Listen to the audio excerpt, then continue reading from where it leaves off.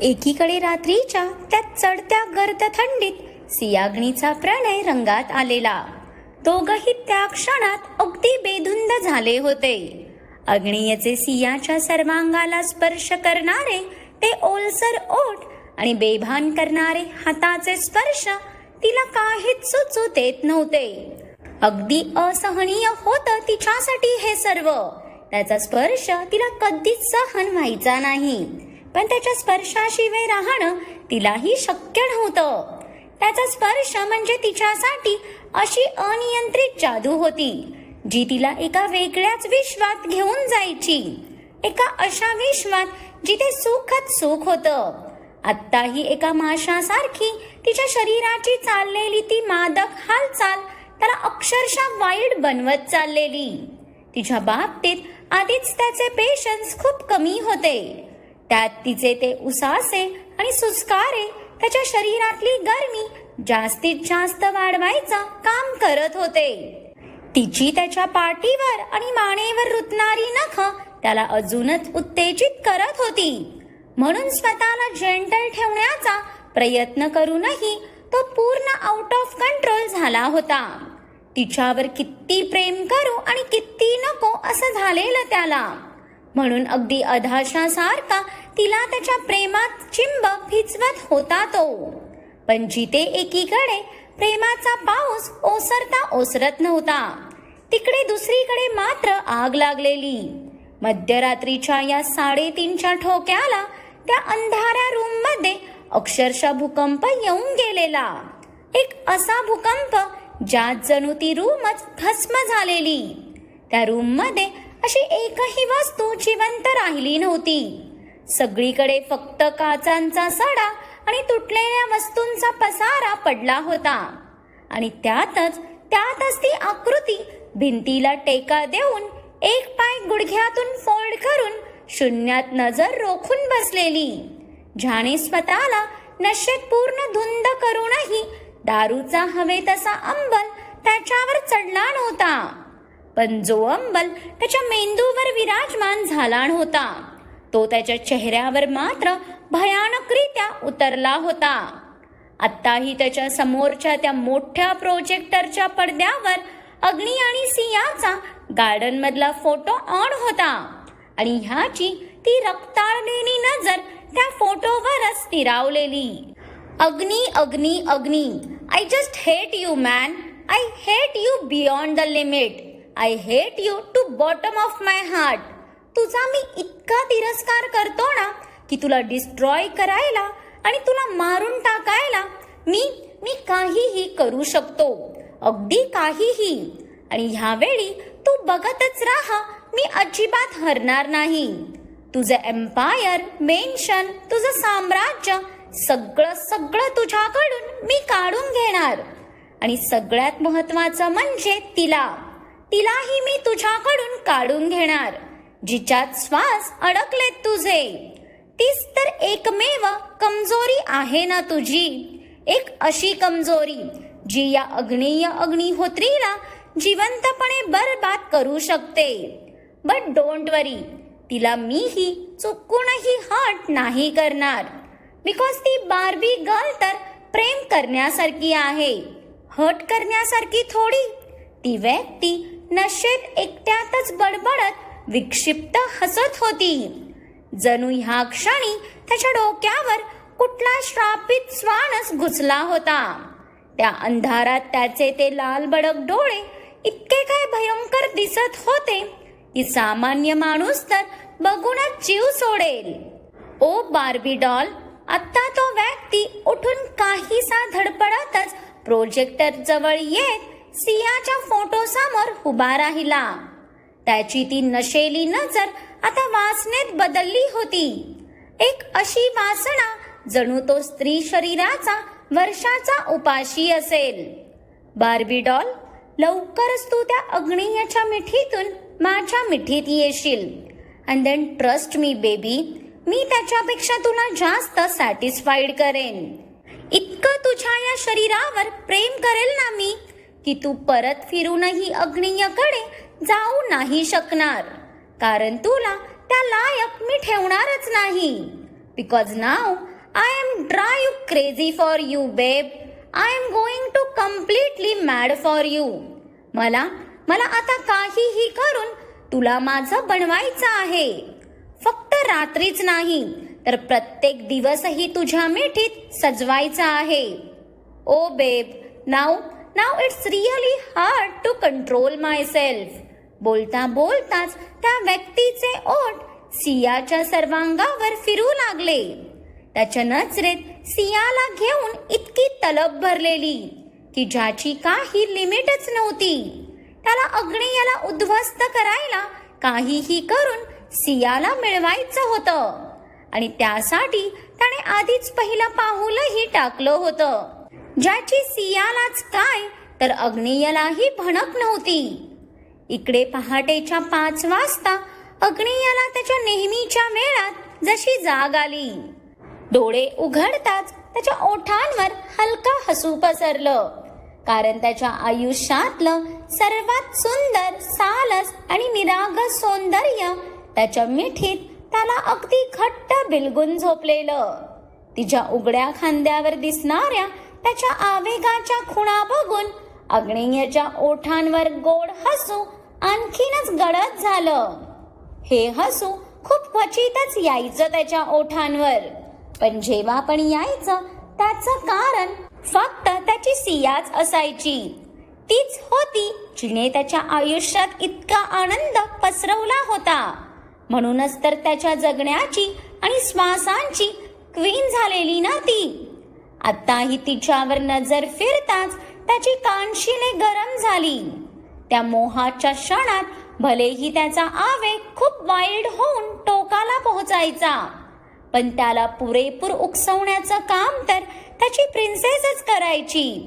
त्या प्रणयाच्या मदहोश वेळी तिच्यातली कामुक प्रियसी त्याच्या लाजऱ्या बायकोवर अक्षरशः इतकी वडचढ ठरायची की तिला हँडल करता करता तोच भडकून उठायचा आणि मग त्या प्रणयाची लेवल अगदीच वाईल्ड होऊन जायची. आत्ताही त्यांचे कालचे क्षण आठवून त्याच्या शरीरात परत गरमी चढायला लागलेली. तिच्या स्पर्शाला घेऊन खूप ॲडिक्टेड होता तो, पण तिच्या नाजूक शरीराचा विचार करून त्याच्या वाईल्ड मनाला आवर घालणं खूप गरजेचं होतं. पण तरी तिच्या या शांत रूपाला इग्नोर करणं इतकं सोपं होतं का?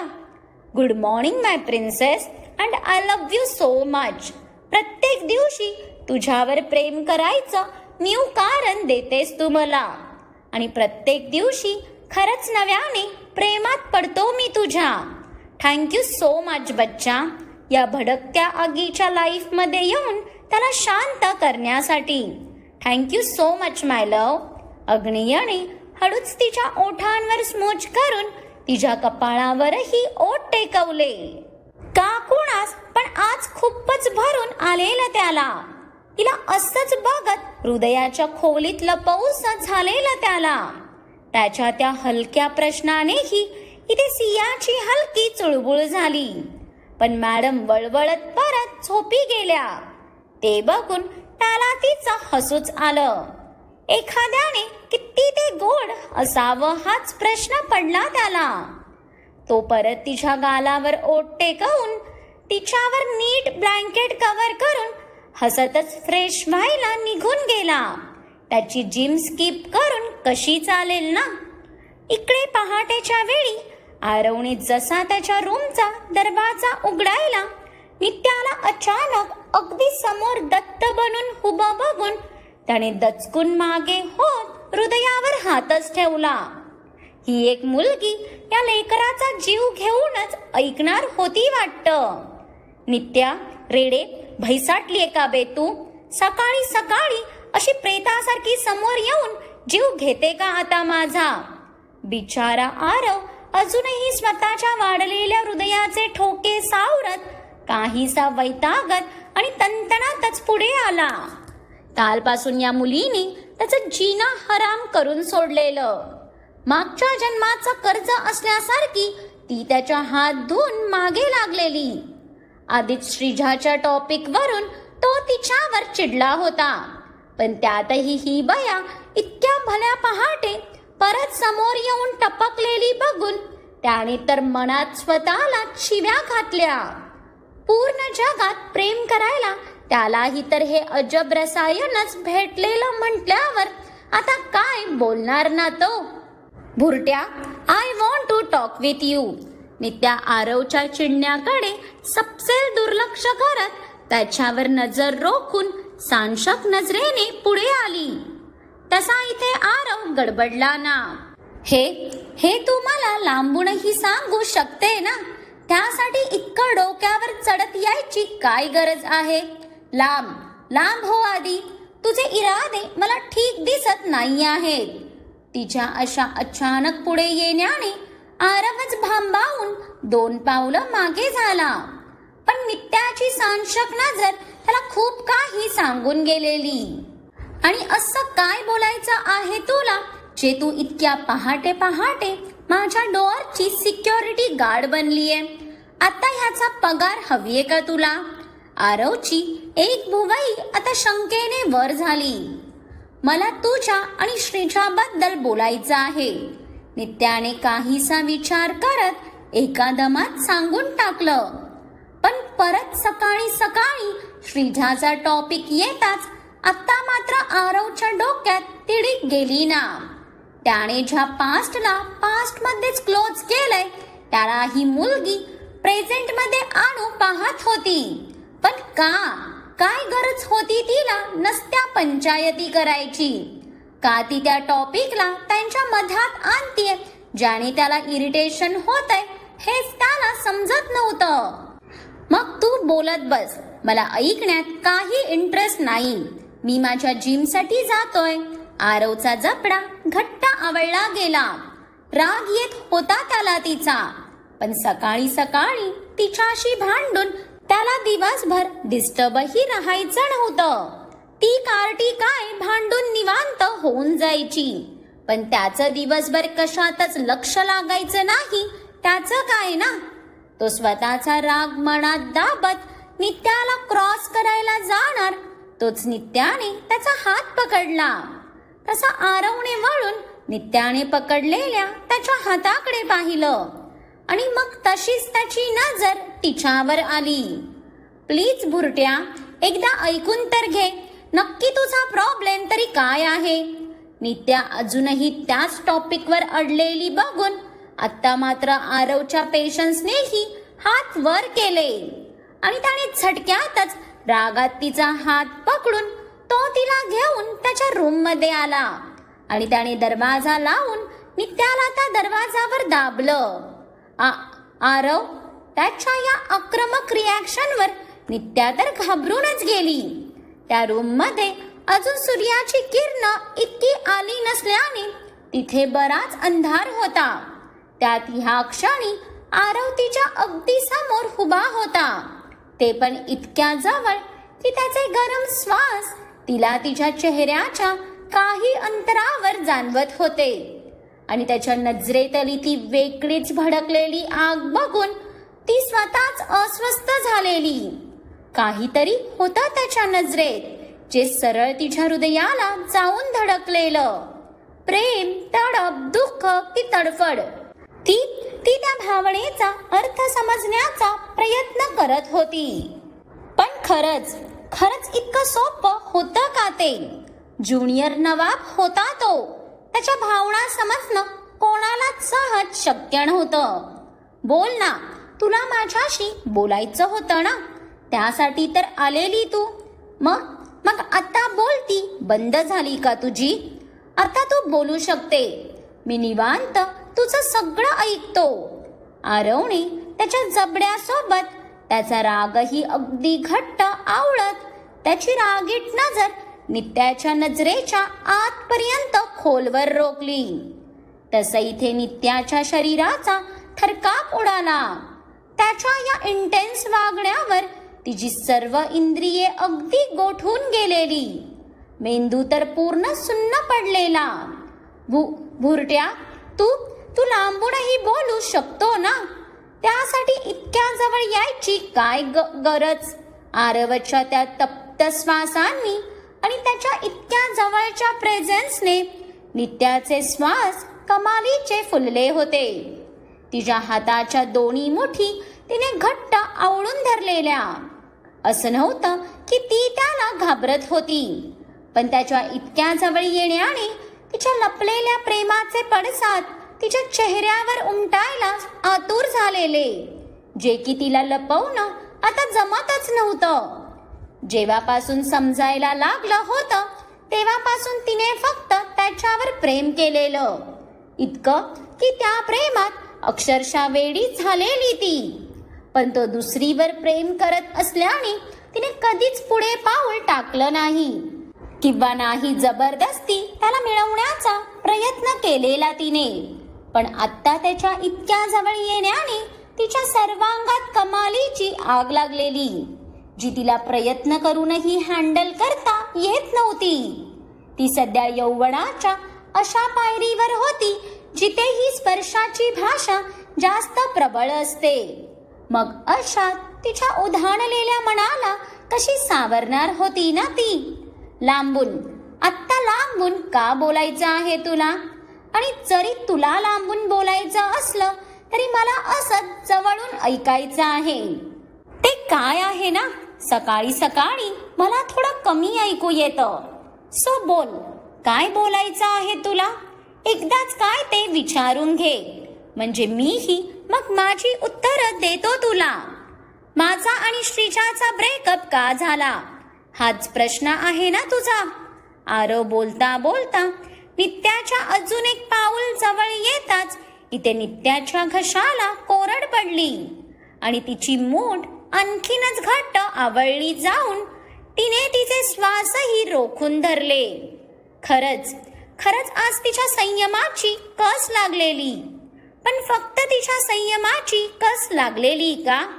त्याची तर हालत तिच्याहूनही बेकार होती. तिच्या सहवासात तो पूर्ण वाहत चाललेला. डोकं त्याला पुढे पाऊल टाकायला अडवत होतं, पण मन तिच्या शरीराच्या त्या बेधुंद करणाऱ्या सुगंधात अगदी बेभान झालेलं, इतकं की त्याच्या कोणत्याच सेन्सेंद्रियावर त्याचा जोर राहिला नव्हता. त्याच्या चेहऱ्यावर आदळणाऱ्या तिच्या गरम श्वासांनी त्याचं शरीर तिच्या स्पर्शासाठी बंड पुकारायला लागलेलं. पण तरी खूप संयमाने दाबून धरलेल्या त्याने त्याच्या फिलिंग्स. तुला कसं कळालं? पण त्याने तिचा अचूक ओळखलेला प्रश्न बघून इथे नित्याच्या तोंडावरचा मात्र रंग उडाला. ते कसं कळालं हे तुलाही इतकं महत्वाचं नाहीच आहे, बरोबर ना? तर काय प्रश्न होता तुझा? माझा आणि श्रीजाचा ब्रेकअप कसा झाला? तर पहिली गोष्ट, तो ब्रेकअप झाला नाही तर मी केला आहे, कारण मी तिच्यावर प्रेम नाही करत.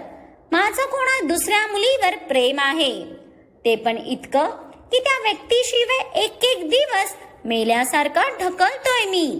पण माझं बॅड लक बघ ना, ती व्यक्ती माझ्यावर प्रेम नाही करत. शेवटचं वाक्य बोलताना आरवच्या आवाजातली कंपन नित्यालाही जाणवली. पण ती अजूनही त्याच्या ब्रेकअपच्या रिझनला पचवण्याचा आतोनात प्रयत्न करत होती. त्याचं दुसऱ्या कोणावर प्रेम आहे हे ऐकून तिच्या हृदयाचे किती ते तुकडे झाले आणि तिने त्याला रागात जोरात मागे ढकललं. व्हॉट? आरव तिच्या या रिॲक्शनसाठी बिलकुल तयार नव्हता, म्हणून तो काहीसा मागे धडपडला. व्हॉट डू यू मीन? तुझा दुसरा कोणावर प्रेम आहे म्हणून? मग इतके दिवस त्या श्रीजा सोबत तू टाइमपास केलास का? नित्याच्या या प्रश्नावर आरवचे डोळे फडकले ना. टाइमपास करायचा असता तर डबल डेटिंग केली असती मी. आणि हो, भले तिच्यासोबत मी 2.5-3 वर्ष रिलेशनशिप मध्ये होतो, तरी नात्यांची कोणतीच मर्यादा मी क्रॉस केली नाही. भले समोरून तिने खूप टाइम अप्रोच करूनही मी आमच्या नात्याचा मान राखला. पण जेव्हा माझ्या प्रेमाची मला जाणीव झाली तेव्हा तिला सगळं खरं सांगूनच ब्रेकअप केलं मी. कोणतीच गोष्ट तिच्यापासून लपवली नाही. मान्य, आधी मी एका अट्रॅक्शनला प्रेम समजून बसलो, तरी त्यातही स्वतःचे 100% दिले होते मी. पण जेव्हा मला माझ्या रिअल फिलिंग्स रिअलाइज झाल्या, तेव्हा तिच्यासोबत कोणतीही फसवणूक केली नाही. त्यामुळे तू असं नाही बोलू शकत. बट स्टील तुला माझ्याबद्दल काही चुकीचं समजायचं असेल किंवा मला रॉंग ठरवायचं असेल तर तो तुझा पॉइंट ऑफ व्ह्यू झाला. आय रिअली डोंट केअर की तू काय विचार करते. मला फक्त तिचे विचार मॅटर करतात जिच्यावर मी प्रेम करतो. आणि जर तीही माझ्यावर प्रेम करत असेल तर ती मला नक्कीच समजून घेईल. आरव रागात त्याच्या मनात आलं सर्व बोलून दरवाजा उघडून बाहेर निघून गेला. पण इथे नित्या मात्र भिंतीचा आधार घेत खाली कोसळली. का आरव, तुझ्या लाईफ मध्ये ते प्रेम माझ्यासाठी का नाही आहे जे आज खऱ्या अर्थाने झालंय तुला? का ती मुलगी मी नाही आहे? का सांग ना, का? नित्या तोंडावर हात ठेवत रडतच तिच्या रूमकडे पळाली. आता तुमच्यापैकीच कोणी सांगा तिला की ती मुलगी तूच आहेस बाई म्हणून. पण ठीक आहे, तिला कळेल तेव्हा कळेल. पण आजचा हा भाग तुम्हाला कसा वाटला हे मात्र तुम्ही मला नक्कीच कळवा. त्यासाठी भरपूर साऱ्या कमेंट्सही द्या आणि खूप सारे लाईक्स करून तुमच्या फ्रेंड्स सोबत ही स्टोरी शेअरही करा. आणि ज्यांनी कोणी अजून माझ्या चॅनलला सबस्क्राईब केलं नाही त्यांनी आठवणीने सबस्क्राईब करा.